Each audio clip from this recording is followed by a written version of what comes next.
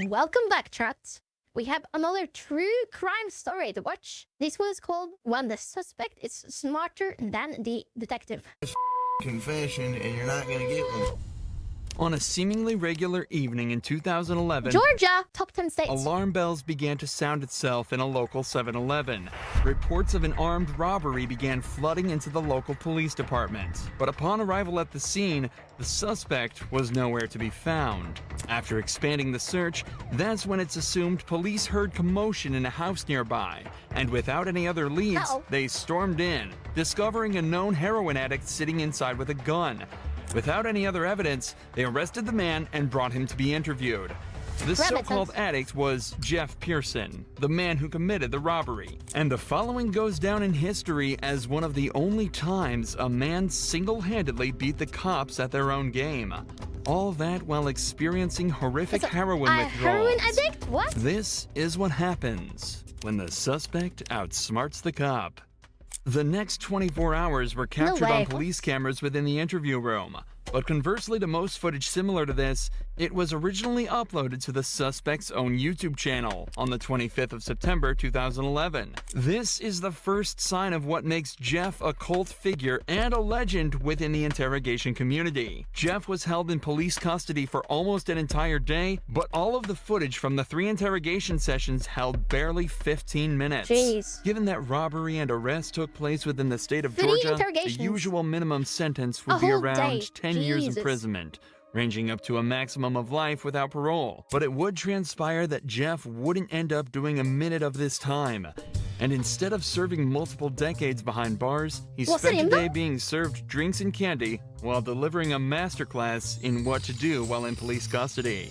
The following footage shows us in stunning detail what methods the cops will try on you and how to dodge them like an The only thing I know for sure, if you ever get brought into like interrogation like this or questioning, just don't speak to the cops, man. Just don't speak to the cops. Him even speaking to them, some would say it's a mistake. That don't even answer questions, you know? Don't try to be helpful, it's dangerous. Absolute pro.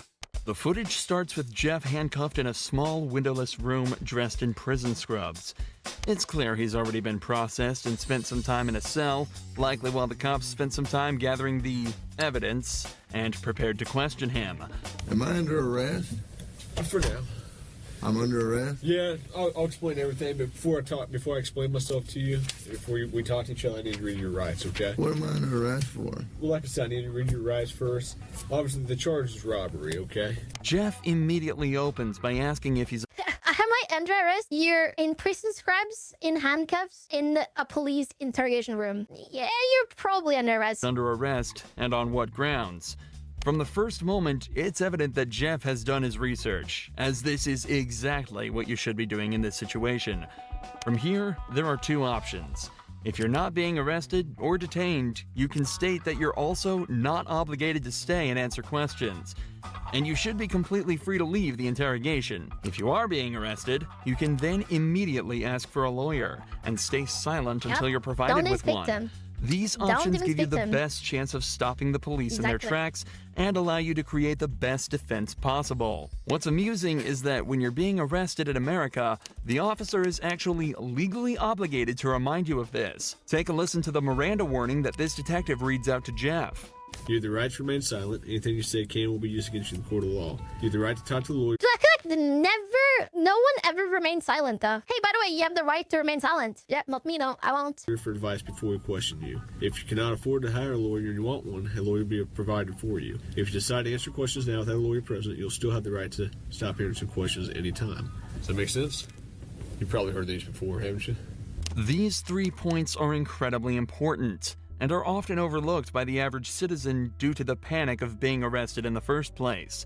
Alongside this, because of how much we hear these lines in media such as police shows and movies, most people completely glaze over it when they're being read these rights, and fail to take into account that they're actually being provided with useful information that allows you to stay safe and protected while in police custody. What this detective didn't mention, though, is that if you ask for a lawyer while under arrest, they are not allowed to continue questioning, and you have a complete, unquestionable right to refuse to answer any questions they may ask until you're provided with an attorney. The detective also ends the rites with a snide remark about Jeff's past, meant to subconsciously remind him that he is a previously convicted criminal. Do you understand your rights? Do you understand your rights, Jeff? Yes or no? You understand? We're getting paid more than you are, so we can sit here for a long time, man. I just need you to answer me yes or no. Do you understand Bruh, your rights? why the cops so nasty? Why these snide comments? Bruh, like, I respect Jeff for just shutting up her. Like, what is snide? Like, oh, you probably heard these rights before. We get paid a lot more than you, so we can afford to sit here. Okay. Like, what the fuck? Let's get through that question. Do you understand what I read you? Do you comprehend what I read you? Jeff has been explicitly told he has the right to remain silent, so that's exactly what he's deciding to do. Yep. Right here, the leading detective Impressed. leans back in his chair. This was meant to show I that think he's he realized- unconcerned with Jeff's silence, and that he can stay there Nah, as I think he realized, man, like, oh, we're dealing with someone who knows what they're doing. long as necessary. But body language like this usually indicates some form of unrest. It's clear that the Frustration. detective knows that this is going to be a tricky few hours for them. If you got something that says you didn't do this robbery, this is your chance to talk to us. Okay, good cop. No, usually I'm the prick. You look like the prick. I am. Dude! If it's dominance we're talking about, Jeff just took everything the cops had and dumped it in that garbage can. I'm not Respect. asking if you want to talk to me at this point. I just wanted to know, do you understand what I read to you? So am I under arrest? Yes, you're under arrest. Get me back to the cell. I don't talk to you motherfuckers. Okay. In Bang! this first round of interrogation, Jeff exhibited exactly the correct behavior given his current circumstances. The only thing you should have done is ask for a lawyer. Explicitly say, I'm not asking questions, let me speak to my lawyer. Let me speak to a lawyer. That's the only thing you should have done here. He knows the cops have nothing on him. Again, as he said, if he asks for a lawyer, they are not even allowed to ask him questions anymore until he gets a lawyer. So if he just asks for a lawyer, those other 2 interviews we heard later wouldn't even have happened. They wouldn't be there talking to him in the first place if they did.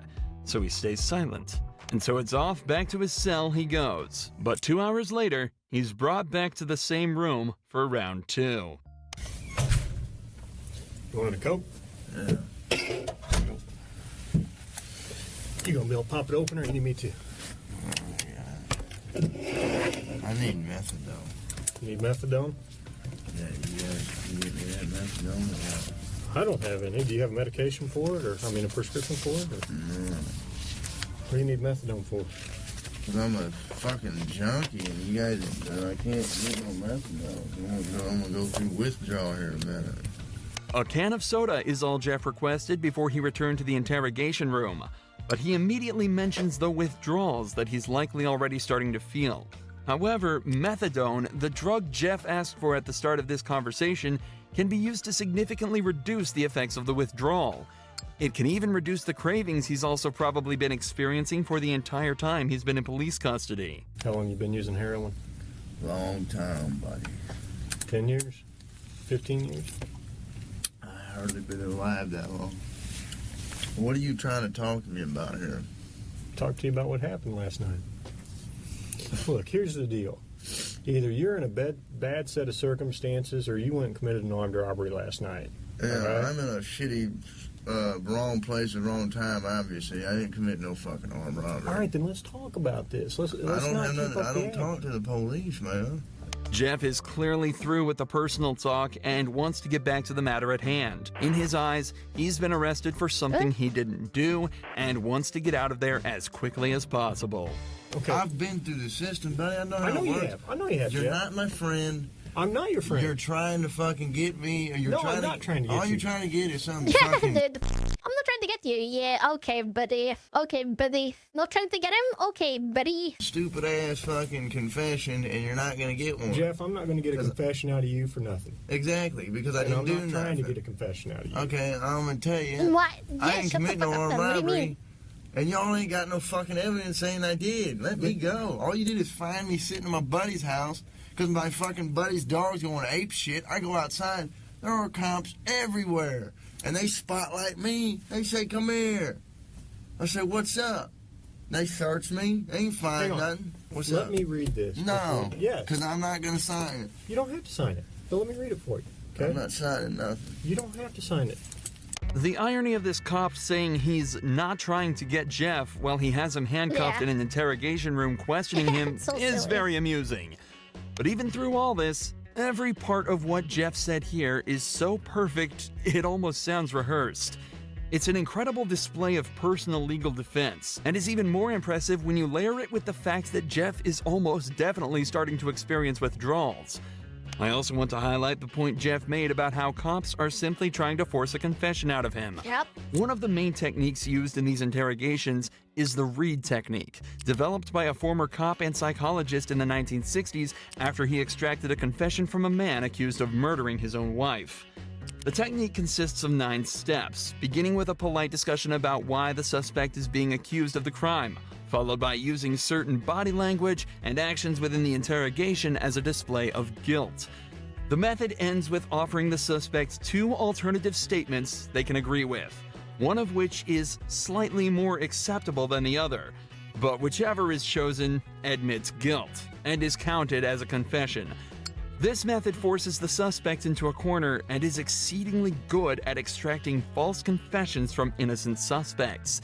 In fact, Literally all they're out to do is to try and get a confession. They don't really care. They want the confession. They don't really care if you're guilty or not. They just want the confession. They think you're guilty. They're not trying to get the truth, right? They're not truth seekers. They have an opinion or a preconceived notion, and they try to prove it. the original case that technique was formed around fell apart after discovering Yeah. that the man, in fact, did not kill his wife and was tricked into giving a false confession. Absolutely next level gaslighting. Tell me what happened last night. Plain and simple. Your side of the story. I'm not talking to you. I'm warning you. All right. This is I what I told don't you this understand. was- I told you I this know, was but gonna this is what I don't understand, Well- Jeff. You were sitting there talking just like you were ready to sit here and tell me what happened last night, and then all of a sudden I read that to you and you screw it, I ain't talking to you. I want a lawyer. I don't understand that. What changed just in the... Because I told you what, I already told you what happened. You didn't. How didn't I?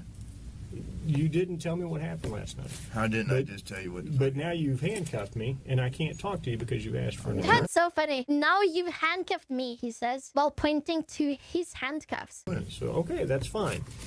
But I will tell you right now, you're still on a hold for a robbery. I know. I don't know why. I need a fucking lawyer because obviously I didn't do nothing.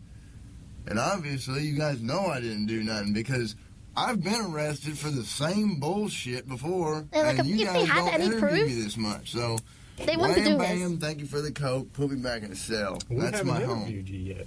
Jeff has now asked for a lawyer and is once again refusing to answer questions. But we're only halfway through this footage, and Jeff's ability to defend himself and completely destroy this cop only gets better from here. Here's what the deal is. I have enough evidence Like what? of the armed robbery, okay? Yeah, I'm But- sure you did, buddy. That's why you're not. Yo, if I'm you- sure you did, buddy. You have enough evidence. That's why you need me to confess. I'm sure you do, big boy. If you're saying you didn't do it, you need to give me your side of the story. I didn't do it. Okay, well, give me your side of the story. You got, convince me. Because I got a lot of evidence. I got a lot of physical evidence. You have Like so what? much evidence that you're Why here me t- begging why me should I to tell you convince. that? This is where the detective starts to become desperate. He knows he's running out of Yep. time, and so has completely abandoned any elaborate techniques or methods to try and get information out of him. He's now instead moved on to essentially just threatening him with false claims of evidence that he can easily use to convict Jeff. If all of this was true, he'd likely be trying to use it to intimidate Jeff into panicking and giving up more information. But instead, he uses a flimsy rhetoric, claiming that because Jeff hasn't helped him, he won't help Jeff. There's only a couple pieces of evidence I'm missing. Name them. What's that? Name Well, why do I need to do that? You haven't helped me out at all. You give me a little bit, I give you a little bit. We go back and forth. I give you one of my pieces of evidence, now give me a little something. All right? What time do you get over to Aaron's house? No, anything I say here can and will be used against me. Sure, but anything you say here, I can also tell your parole officer that you helped me out. That doesn't mean dick. Now the detective is desperately trying to Based. bargain with Jeff.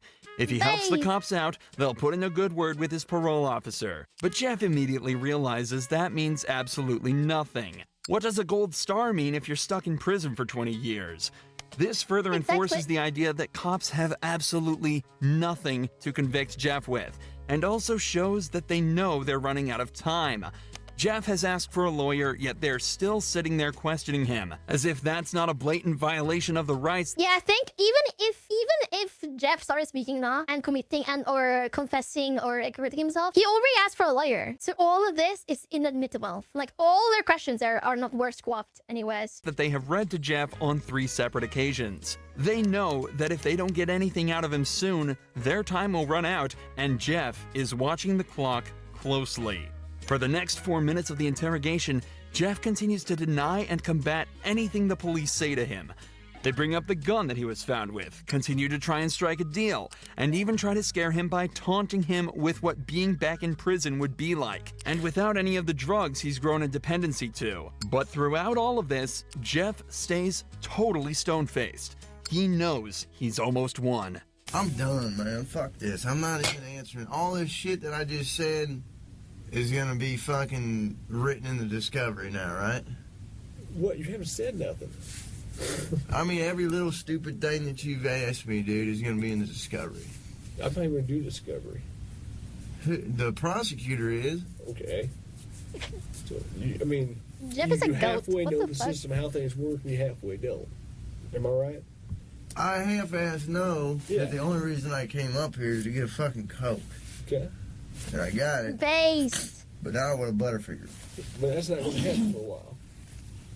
What, the Butterfinger? Yeah. Why not?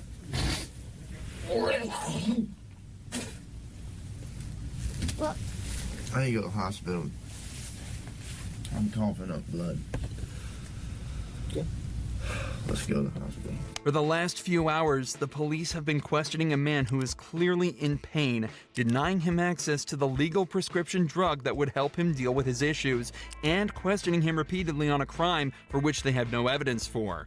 All the while, Jeff dealt with this as casually hopefully Jeff gets a payday and he gets to go to rehab and fix his life. as possible, asking for sodas and chocolate bars. Jeff knew misspeaking at any point could lead him down a slippery slope, so he exerted his rights in the perfect way, and 12 hours later, it's recorded that he was released from custody and sent on his merry way. It's also reported that from here, Jeff began to turn his life Legend. around. He's off heroin yeah. and now spends his time uploading to the same YouTube channel the footage from this video was uploaded to. He makes Nice. music What the and hell? even gives extra tips on how to avoid the Hey, good for police's him, man. tricks.